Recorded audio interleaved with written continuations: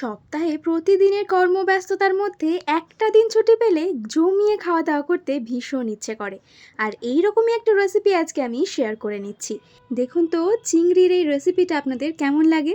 কয়েকটা বাগদা চিংড়ি কিংবা গলদা চিংড়িতে সামান্য একটু নুন আর হলুদ গুঁড়ো মাখিয়ে কড়াইয়ে সর্ষের তেল গরম করে নিয়ে সেগুলোকে সর্ষের তেলে ভালো করে ভেজে তুলে রেখে দিন।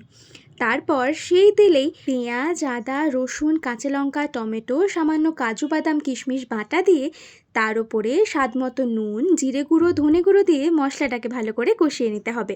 5 থেকে 6 মিনিট পরে যখন মশলাগুলো প্রায় কষানো হয়ে গেছে সেই মুহূর্তে ফ্যাটানো টক দই 1 কাপ মতন দুধ দিয়ে সব কিছুকে ভালো করে ফুটিয়ে নিতে হবে।